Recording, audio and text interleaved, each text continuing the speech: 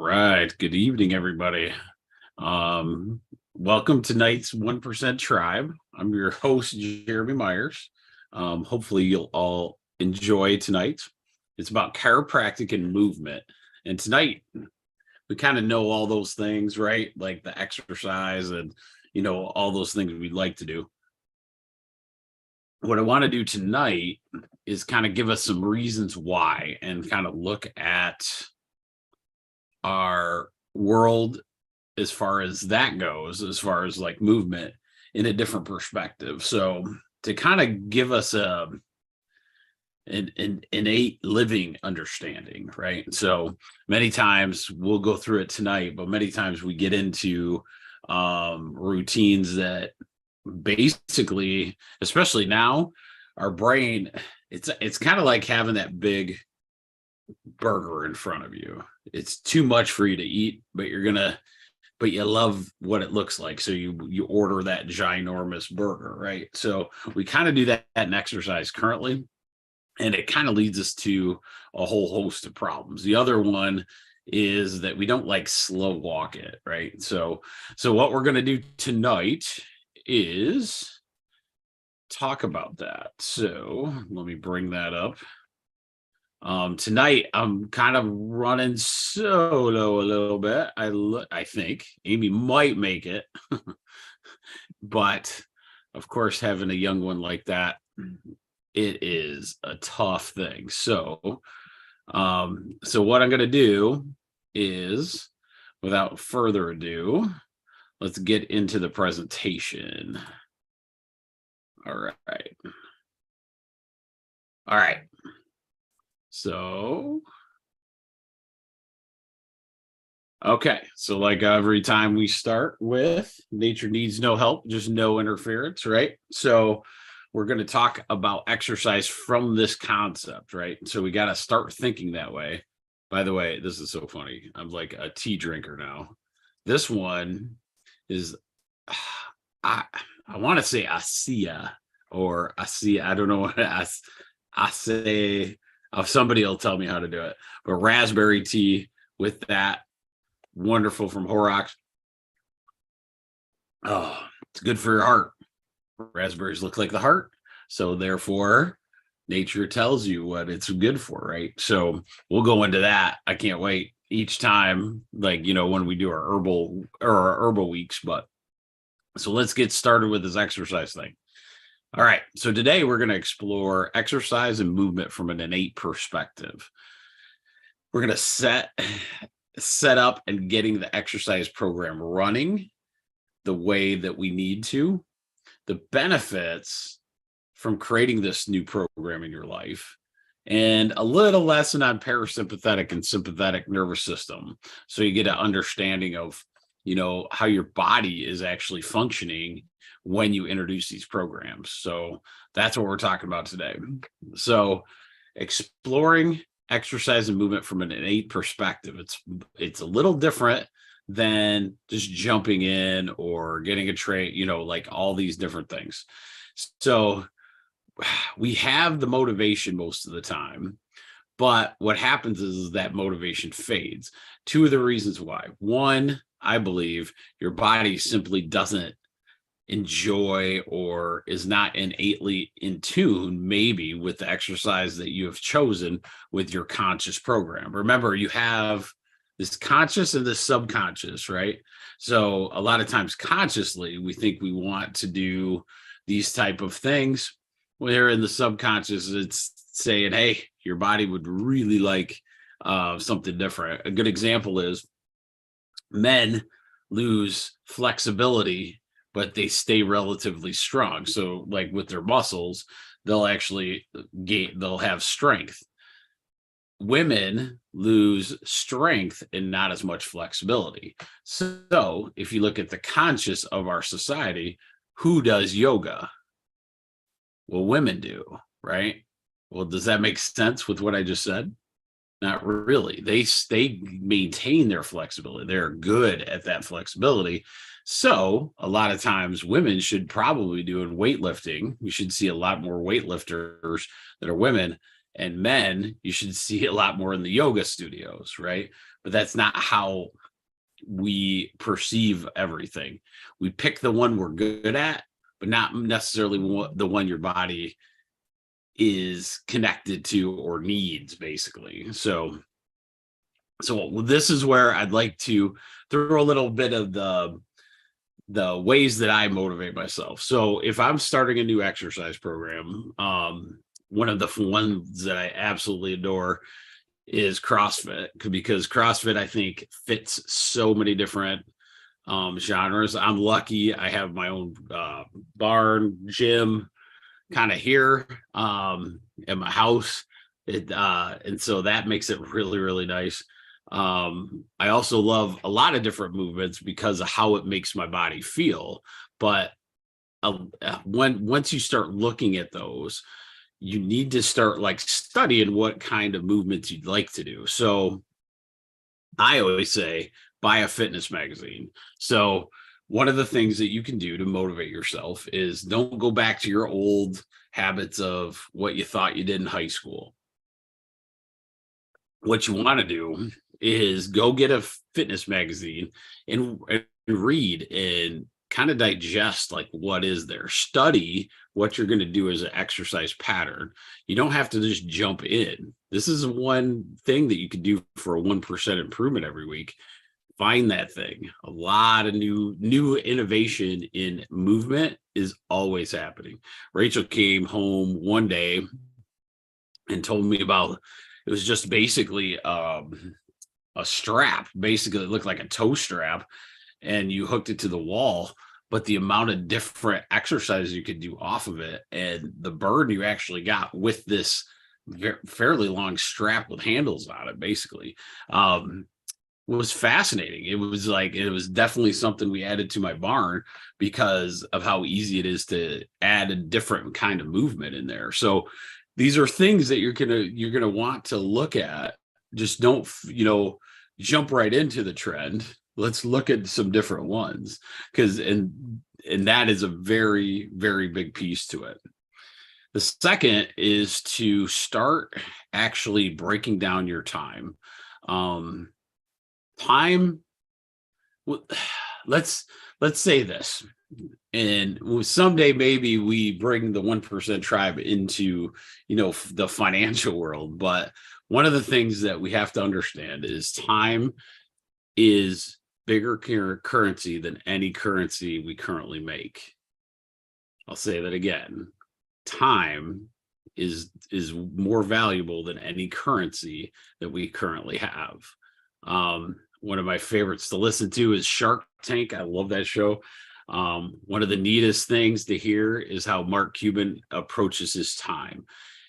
If something is going to take too much of his time because of, let's say the person comes, it's just an inventor, and Mark Cuban is going to have to do everything in that business to get it going.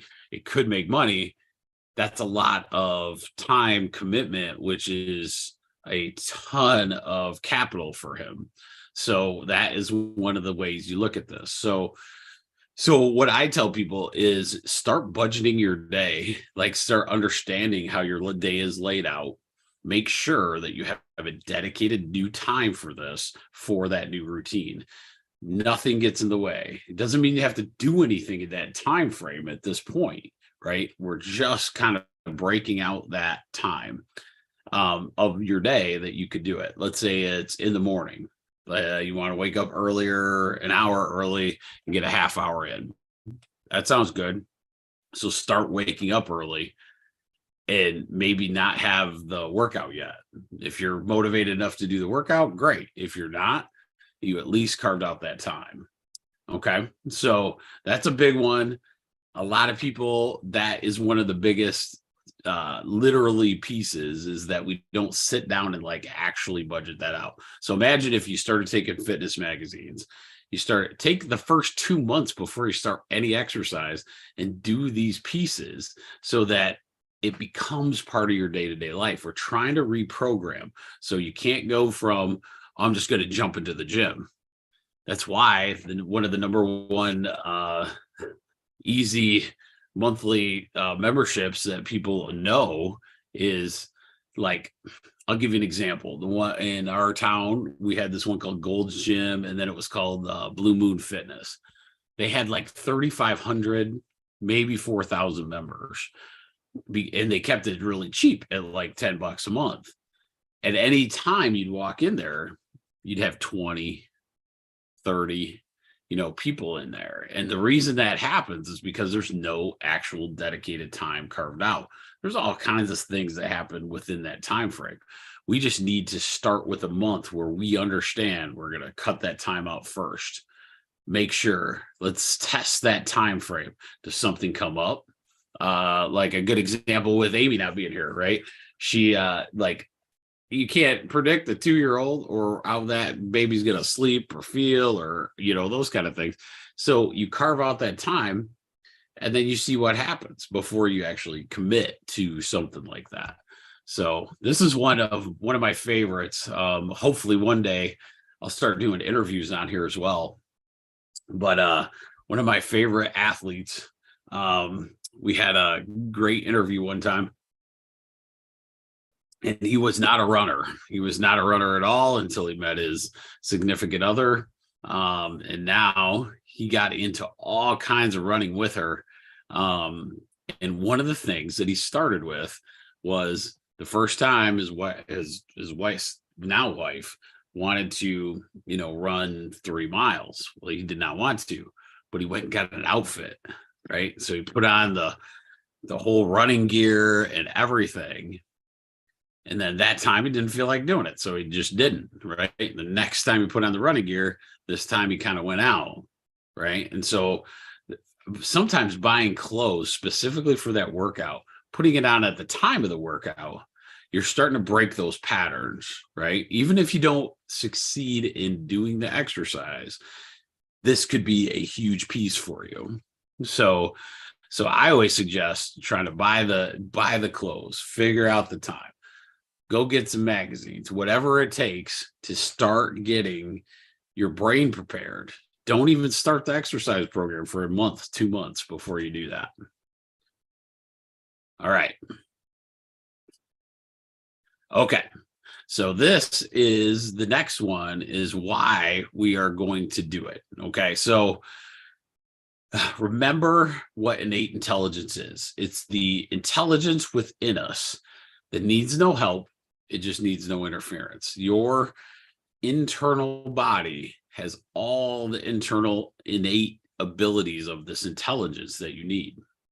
So a lot of times, and even currently, that we usually talk about innate intelligence with how our current health system is, right? So we're a sick care model. Like if we're sick, we go in, something cures us from the outside in. And we all know, if you're watching this or listening to it, it's really an inside out process. It always has been. It's an above down, inside out process.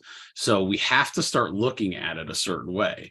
Right now in medical, we always look at the next exercise that'll fix your back or get rid of your fat in a certain portion of you.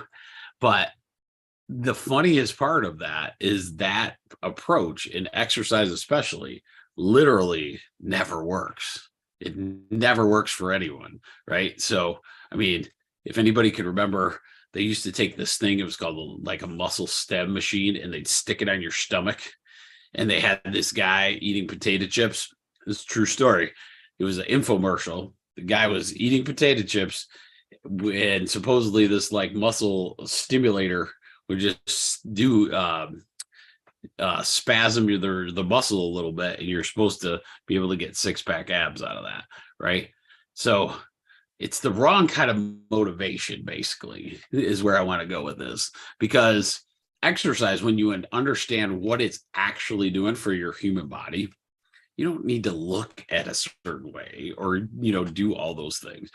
If you ever see me, I'm not like, but I feel good a lot of the times. And as you go, you do exercise for the purpose of feeling allowing that innate intelligence to be expressed the best it can. And that's really where we want to go with it. Okay. So, what happens when we have the wrong exercise program? Okay. So, the biggest thing is like when we're talking about this, start becoming what I call an innate listener. Okay. So an innate listener is somebody that's self-aware, or they've built up their self-awareness to their body, that they understand the roles of like injuries and like, overdoing it, underdoing it, all those kind of things. Because in exercise, the beauty is you can start at a certain point and you can end up at a lot higher part physically. The biggest problem is the setbacks of our human body not responding because we've overdone it. And I am a classic example of this. So I love bodybuilding in general. So when I would switch, sometimes I'll do CrossFit, which is whole different ball game than actual like bodybuilding. So in my gym, I'll switch in between the two. One of my problems is my mental brain thinks I can lift what I used to lift back then. And because I'm not lifting that, I start mentally pushing a little too much. And then the next day, I feel like somebody ripped my arms off or my legs off. If it's overdone, where it takes you 2 to 3 to 4 days to recover from that one workout, your body is telling you something, right? So if your body is telling you, hey, that was a little too much stuff, right? So that's why you want to like listen to what your body is saying. One of the ones that I'm mentally trying to get to is yoga. Like one year I did 3 months straight of 1 day a week yoga. That's all I felt the best I had felt in years. And I'm going to try to get back into that, coming up here. So I'm using these talks as an example of why I need to do that stuff. The other key, not only how you feel after, so your post-workout feel, your post-workout self-awareness is where you want to be. The second key to innate listening is to understand, is this exercise routine that I'm doing actually increasing my efficiency throughout the day? So do I feel energized? Do I feel more effective? For me, when I exercise in the right way, after work, I could do it feels like I could go for another bunch of days, right? Like a bunch of hours in adjusting people. So once I get to that level where I'm not tired, after a day, then that's kind of my self-awareness to understand like where I'm at with the exercise program I've chosen.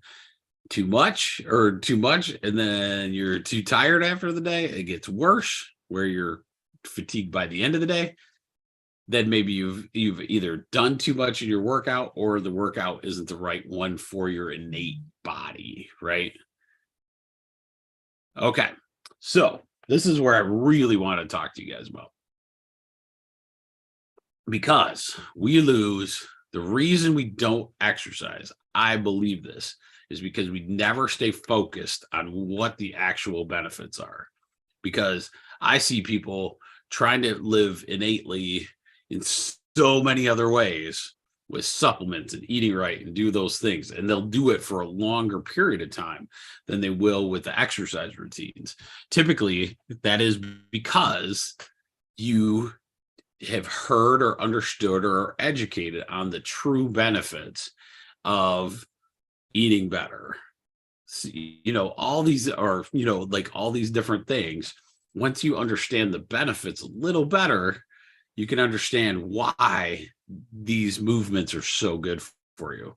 So I'm going to show you a couple of the newest data points that are out there in the science world. I urge you, one of my favorite guys to really, I read a lot of his stuff, his name is Joseph Mercola. Dr. Mercola has a Substack just where there's a ton of different information on it. I couldn't even keep up with how many articles, that are like the latest in holistic health, which is great. That's some kind of access point that you'd really like to do. But here's something that's interesting in the last year or so.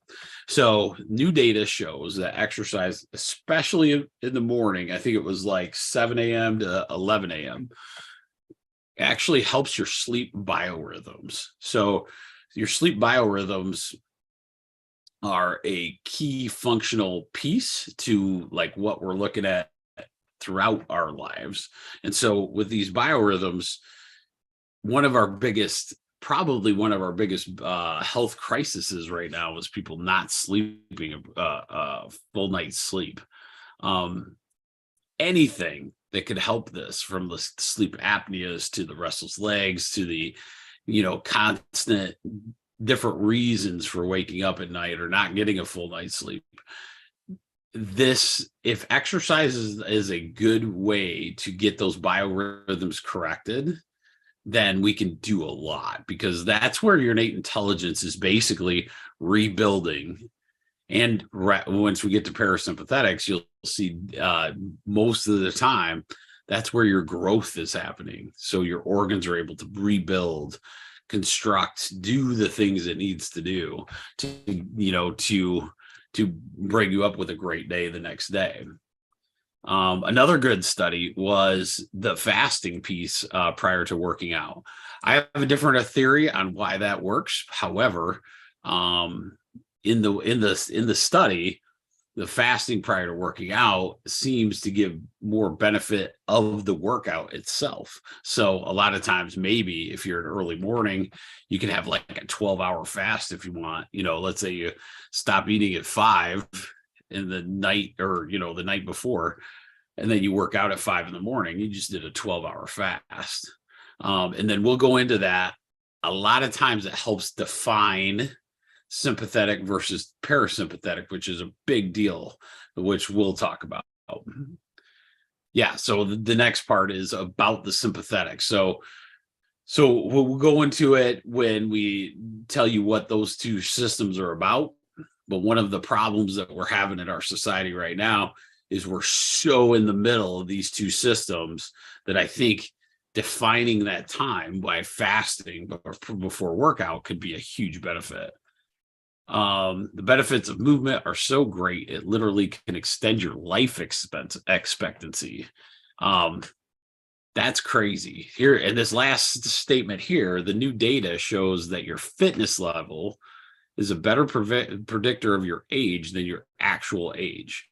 So what that tells you is like the more in shape you are, age really doesn't become a factor. And that's why you see, in our office, I'll probably see on Monday at least one 90-year-old that's going to drive into the office and look great, as they go, but they've dedicated, some of that time to taking care of themselves in the fitness side too, right? So those are some 3 key benefits that I want you to understand when we start looking at exercise, because think about that. So if you can sleep better, and I can literally change my age, like predictor of age, like, see how young you are instead, right? Whatever your actual physical age is, those are big deals. And you'll see in the next pieces how big that sympathetics are.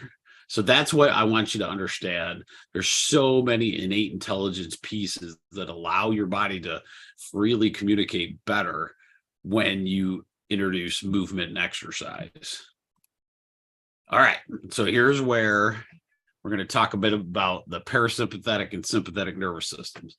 So I don't want to get into too many of the weeds here, but you have these two essentially subconscious nervous systems. These aren't, hey, I'm going to move your finger. These are we'll call it subconscious nervous system. Okay. So it's your body is made of this amazing group of different nervous systems that can help us in so many ways. These are two that are in the realm of that subconscious. We can get to choose, right? So your body has to choose between these two to help the rest of the body function. So the first one we're going to talk about is called the parasympathetic. This one is your parasympathetic is the one that you are resting and digesting. So when you rest and digest, you're literally relaxing, which allows all the organs of your body to get their optimal blood flow. So all of a sudden the organs of digestion, all those different ones, your kidneys, your liver, your gallbladder, all those are getting the blood supply to them, so that if you're eating a meal or those kind of things, you can actually digest it properly and take your time doing it. Your skeletal muscles get a little more relaxed, right? So they don't need as much blood supply in this situation. So all the organs are getting all that. So you want this to be there when you're eating a meal or relaxing, basically. And so because all your organs are able to rebuild and do their healing at this time. The other system is called the sympathetic nervous system. The sympathetic is the innate program that gets your body ready for fight or flighting, right? Or fleeing, right? So think of a tiger when you're talking sympathetic. The high stress of a situation, you don't want to be worried about, you're not going to be worried about digesting a burger. You're going to give all your blood cells, or your blood vessels, excuse me, as much blood as they can to get to those muscles to get you the heck out of there, right? It's not going to worry about that hamburger until later when you're away and free from the tiger and you know it, right? So this, between these two systems, is where our body can bounce in between. You want your heart to have the perfect amount if you're running from a lion, right? So it can pump more. Or so this one gets an increase as well in your sympathetic. So why I wanted to bring this up is because many times I believe there's sympathetic and parasympathetic, or they call it the autonomous nervous system, but you have these two subconscious systems, rest and digest, fight or flight, and they're trying to do things throughout the day. Well, let's say you have a stressful work environment. Okay. It's like super stressed all the time, high octane job. So that would increase your sympathetic. So your muscles are going, your heart's going a little bigger, those kind of things. At that time, you could have times of rest and digest, so that all of a sudden you rush to lunch for a half hour, eat your lunch, but you're still on that sympathetic nervous system train, right? So it doesn't allow you to digest those foods correctly. So one of the things that we really should do is start to understand how to delineate those different times of our day. And that's why it's so important to budget your time. One of the things that you can start doing is see which ones would cause sympathetic and parasympathetic. Both you need throughout a day. That's the best of both worlds. So when would you want your sympathetic going? When you're working out, right? When you're working out, that's kind of where you want that sympathetic. That's why back in our day, it was like Metallica in the weight room. It wasn't like Yanni or something. So you have this sympathetic nervous system going to allow your muscles and everything to work at its best, where the parasympathetic, you don't really want that, right? That's why they say fasting, and probably why they got the results, is because the body's in a fasting state. Therefore, it's in a more of a sympathetic nervous system state. So it's easier when you go into exercise to get a better result, because all the skeletal muscle around you is fired up and ready to go. here's the kicker. So let's say I have one of those high octane stress jobs. One of the things that we need to really start concentrating on is high octane job. Let's say you have a 10-minute break after 3 hours or something. That 10 minutes is super important to understand that you need a something to get you to the parasympathetic. Okay. So for me, I take a nap every lunch, which everybody makes fun of me, but I'm wide awake and chipper at 1:30 every time. So I take about a 20-minute nap to kind of do that, allow that resting to occur. And then it allows me to have at least a time in the day where my sympathetic isn't running the entire time. A lot of times my job it can be sympathetic, but a lot of times it can be parasympathetic. So, as I go, I try to delineate those time frames where if I'm not being busy with patients, which could potentially be sympathetic, but then if there's time in the middle, I'll do something creative, which will open up that parasympathetic, trying to bounce back and forth, because that's homeostasis. And that's what we really, really want in a day versus mixing the message. Okay. All right. This is a big piece that could help you maybe as the self-awareness piece goes. How do you know which program you're running at what time, right? Some people will tend to be what I call resters and digesters. In other words, in their parasympathetic system, they will have that more dominant. Those are the people that typically are kind of more exercise averse, in the sense of they don't naturally go into something of exercise, and it's okay. It's just what program or what system has been running for a long time. These are the people that have almost too many activities, that you're not doing as much physical movement, basically. So these people over time will have problems with the opposite system. So if I'm parasitic, let's say I like to just read, right? Just read books every day. And that's my downtime, which is a cool downtime, by the way, but you have to mix in some other stuff. So let's say I do just reading the whole time.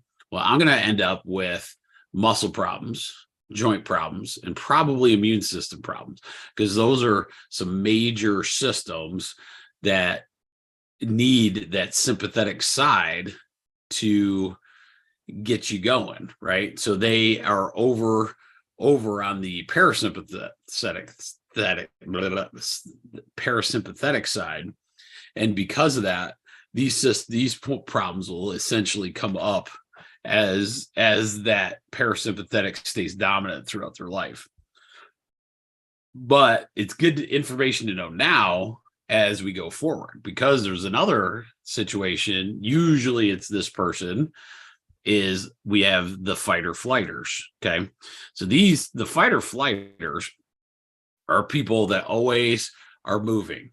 When they're at work, they're working. And when they're not at work, they're working. Right. So they're constantly moving, doing things. They're almost uncomfortable not moving. Right. These people don't run the parasympathetic side the way they should. And so what happens to them is they'll have degenerative arthritis, a lot of gut problems, because of they just never let the parasympathetic do its job. They're constantly moving. They're the ones that stuff something in their mouth, take off for the next piece, go to the next movement, right? So they never really digest stuff correctly. I almost can guarantee you which ones I can see when they do this, right? So it's all these the fight or flighters are the ones I see with kidney stones and, various things like that. So you can almost, as a doctor, kind of decide what would be best for them, because a lot of people, in medical, everybody thinks that exercise, you could just exercise back pain away. And I go, the problem is, let's say I get a fight or flighter, right? If I get a fight or flighter, You can't out exercise. You could add 200 exercises to them, right? Sometimes it'll work fine, right? And those kind of movements and self-aware will be really good. However, if they're overdoing it, sometimes the best move is just to let them chill, like let them actually lay down, quit doing as much stuff, find a different hobby. The other, the opposite with my parasympathetic people or my rested digesters is theirs is simply, movement. You don't have to do a ton, but a lot of times they will be motivated to do these big, huge exercise programs that maybe all you needed was a little walk in there because the rest of your like the rest of your activities are cool because they get you in that mode. You just have to do it more often and you can start balancing out the system. That's why innate intelligence is so beautiful. It intelligently can do these things. Our conscious brain is the way we get stuck in those roles. So hopefully, hopefully that was give you some little pieces that we can start working from. I have an article that'll come out on Wednesday that kind of defines this again. I'm starting to get excited about how I'm working that. I'll write the article in and then kind of run this off of it. And this will be like your first intro to it. So we can kind of keep on that same topic. But what are we going to do for our 1% this week? So if we identify let's identify the programming to figure out if you're a rest or digester or you're a fighter or flighter, right? And let's gear our movement patterns towards what type of person you are. Okay. So that will help a lot. And this could change in times, right? So you could sometimes be a rest or digester and a fighter flighter. Maybe you got to switch it up a little bit. So that'll be good. Carve out time in your day. Start looking at that. Don't start an exercise program until you start the carving out of your day. Some people go up and sign up for a program at a certain time frame per day. If that works, that's awesome. But what I'd suggest before you sign up is take a month and say, I'm going to get up at this time. There's a really good program in Battle Creek right now. A lot of people fall off the wagon at about a month later, right? So I tell people, go look at the times, start getting up at that time to make it a regular time before you commit to going to that. And then you don't get the guilt feeling, right? We talk about that in the article. The guilt is the other thing that drives me nuts. You're doing movement for your lifetime. Quit guilting about one day or 1 week, right? Go shopping for an outfit would be another one. Get a fitness magazine on the latest trends and look how to balance your day. Like it says, if you have done your exercise for that day, what are you going to do to put your parasympathetic in? For me, it's looking at trying to invent the next thing, right? That's what I've always loved to do. That's just me talking, but that is something I found that I love to kind of prototype and do all this other stuff.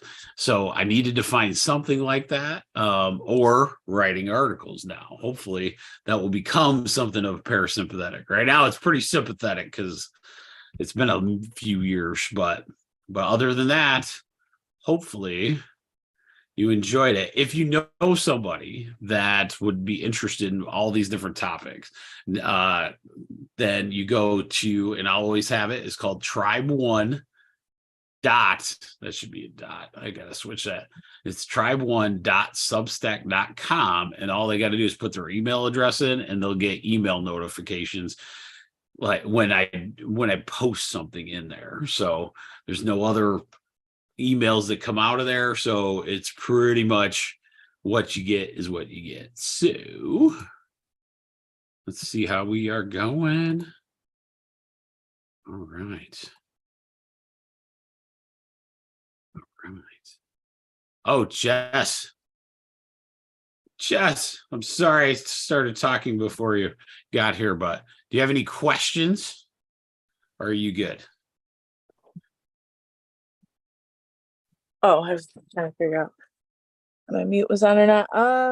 I'm not sure well, I don't know. I'm trying to figure out even what the question is per se, but I think that some of this stuff that you've been talking about, I'm trying to figure out how it fits in with other research that I've been doing in my life. For example, how like trauma stays in the body and how you can address that and Yeah. release it. And just trying to put together like the things that you're sharing with um, some of those things and how they fit. Like I know that I'm certain that my infertility is probably due to my childhood trauma. So trying to figure out like how do I take control over that and use my body to heal those pieces.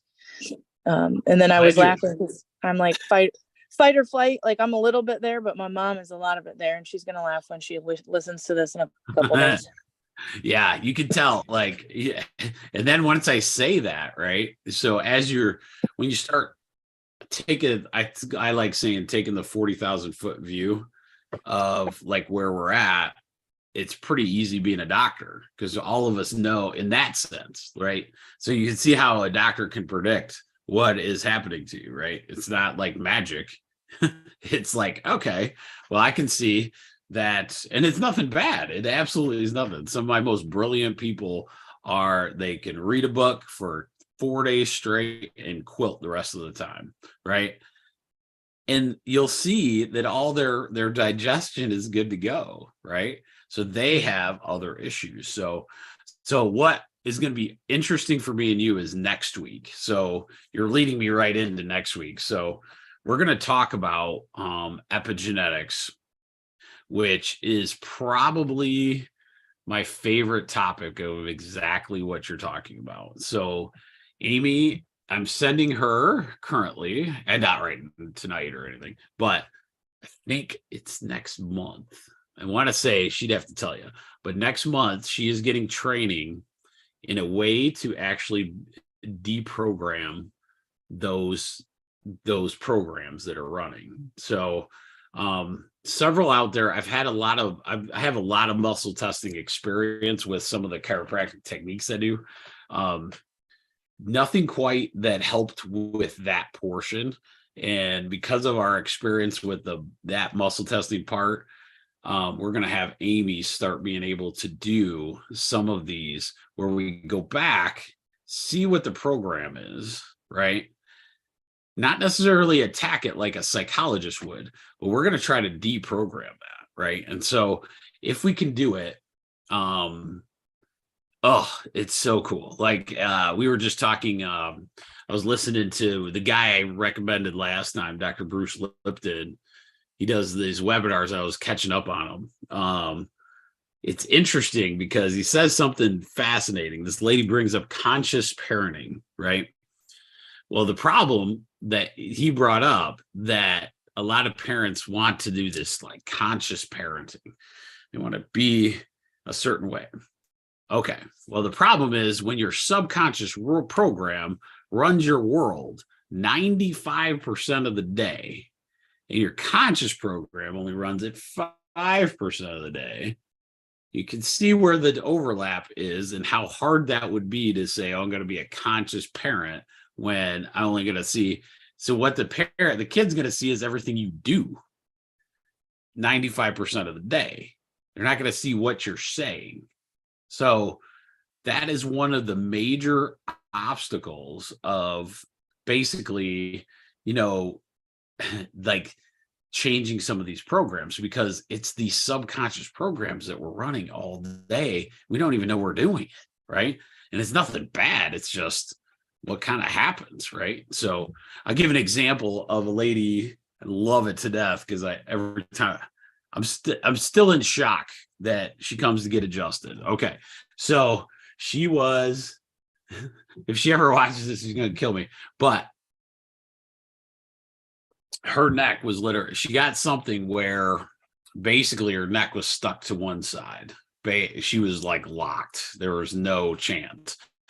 Well, she had gone to another chiropractor and in our area, and it was nothing bad. the guy didn't do anything that you shouldn't do, but he tried to move it and it made such a noise, it absolutely panicked her, right? So she was stuck in a position that she just couldn't move, but she couldn't will herself to go back to the guy, even though I was like, well, you probably would have had it fixed in a couple visits, but there was something inherent in her brain that was not allowing her to get her neck adjusted. So we worked. I said, listen, because every time she'd come in, she'd have a panic attack. This is no joke. Like, she'd come in the room, her husband would bring her. She knew she needed to be there because the one time she had it done, it was starting to get there. It took us 3 weeks of her coming every day to kind of get near it, and then her panic, and then she'd leave, right? I wasn't going to charge her every time she was in. We were just going to come in, get in that position, have a good day, right? And then finally, after the 3 weeks, she let me do the adjustment. Took us a while to get her better, obviously, because it would be nicer to have it at that point. But then once we finally got her there, she started getting comfortable doing it. She still panicked as we went, but then we started on this journey. I go, did something happen to you as a kid? And I go, and she said, I don't think so. And then I go, well, go think about it, because you absolutely panicked. And she said, I remember it like yesterday. She goes, I figured it out. I go, what was that? She goes, I was swimming. We were at a cool little lake and everybody's having a good time. And I dove under the water. And once I dove under the water, my uncle threw another child in, and I was coming up out of the water, and the other kid hit my head and it made the pop noise, but I was underwater. So I panicked. My whole head thought I was going to die, and I came up, but it was still too late. I was hyperventilating, all that stuff. But she had associated that popping noise in her neck with the panic mode that's happening, right? Now, she didn't know that. She would have had no idea.